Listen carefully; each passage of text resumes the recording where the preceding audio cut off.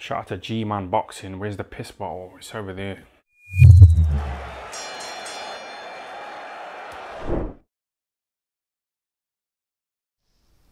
Aye, people. You know, tonight I was planning on doing a watch along for Conor Benn versus Chris Eubank, but ain't happening.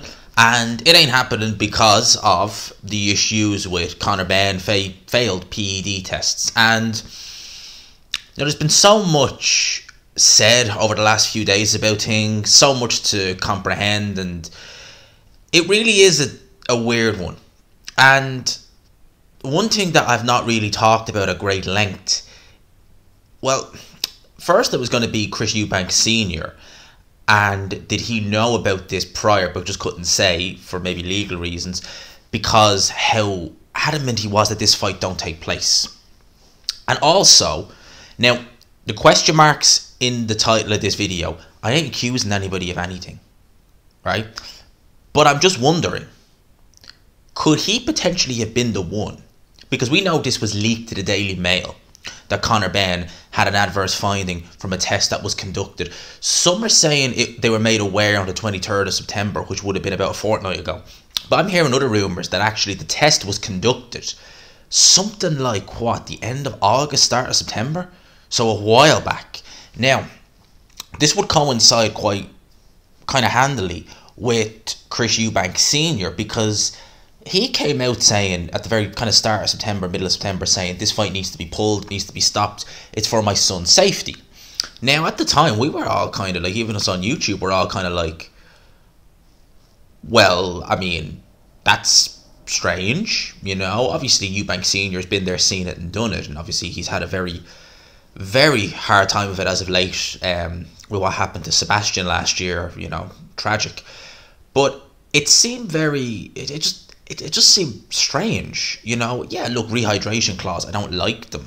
Catch weights, meh, I'm indifferent. But the way he was speaking about it, it just seemed, I don't want to say he was blowing it out of proportion, but it almost seemed like it was. I was like, look, I can understand where you're coming from with regards to that's what we all thought it was. But now you look at it and you actually think to yourself, could he have actually had full knowledge of what was going on? And knowing that my son is going to be going in dehydrated and with a rehydration clause, and just to rub salt in the wounds, he's failed the PED test. You could kind of understand realistically, you know, as a father, you know, especially if you have your son's best interest, you'd be like, you're not fighting, and this fight shouldn't take place. So it kind of makes it a little bit more, because he was even saying up until this week, boycott the fight.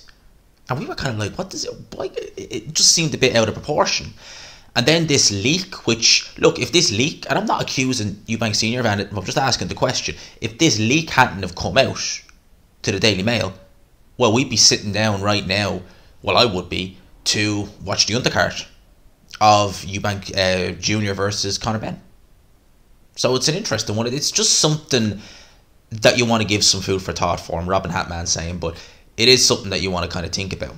Because it just seemed to me, I know some people were saying, is Eubank Sr. trying to promote the fight by doing that? And, you know, I said categorically no, because when he used Sebastian to say, look, I've already lost one, so I don't want to lose another. When you hear that being said, you know instantly he's not promoting this fight. There's genuine concern there. But at the same time, you were thinking, look, I know the rehydration clause is not ideal, and yeah, it's a rough rehydration clause too, but the way you're kind of, how strong you are about this fight not happening, to me just seems strange. It just seems strange, and maybe we know why. Maybe we know why. I did see that UCAD are investigating Conor Benn, and if he is found to be unable to prove his innocence, I didn't think they found not guilty. I think they said unable to prove his innocence, he faces a 4-year ban, the maximum ban, 4 years. Now, I doubt very much that will happen even if he is found not innocent. They never give out those kind of bans, especially not to fighters like Conor Benn who have, you know, a strong support behind them. And the reason why I say that is you got people like Larry Olabamimo, Dylan White. At the time when Dylan White was banned, he was just a small hall show fighter. and he got 2 years. Larry Alabama had loads in his system, loads, and he didn't get that kind of ban. So I wouldn't imagine if Conor Benn does get banned, it's going to be that harsh. But the rumor mill is that UKAD only tested Conor Benn. This is the rumor. Once. One test for Conor Benn. One test. That's crazy, because if he had one test, I mean, what the hell? If it was just literally, right? So if VADA are testing, and Eddie Hearn's coming out and saying, well, if UKAD don't, if he passed his UKAD tests and he only had one test, I mean, that is literally that's nothing. That's literally nothing. So it's a strange situation. I do wonder, again, I'm not saying Eubank Senior, he might not have known, you never know. And I'm not saying that the leak was by him or anything like that, but I'm just asking the questions. And I'm asking you in the comment section, what do you guys think?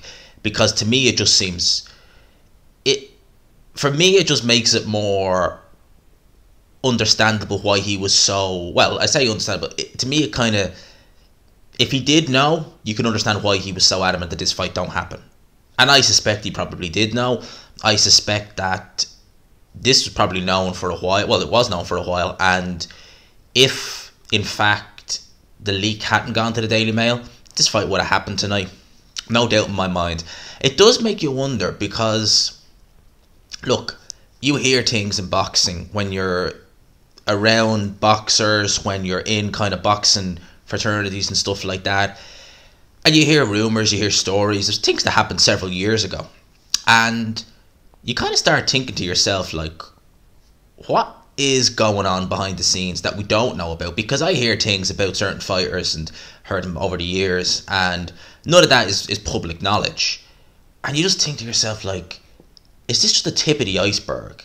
How much is actually going on behind the scenes that we really, scandalous things that we really just don't know about and we're not privy to?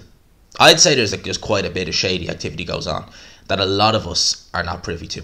Even some of us who get a few little leaks here and there, but we can't really talk too much about them. I'd say that's just the tip of the iceberg, really. So let me know your thoughts in the comment section below. I hope you enjoyed the video, people. Smash the like button if you could. Hit subscribe if you haven't already. For now, lads and lassies, I will talk to you all the best. 9,305. We're into less than 700 away from 1,000 or 10,000. Come on, we can do this by Christmas. Peace.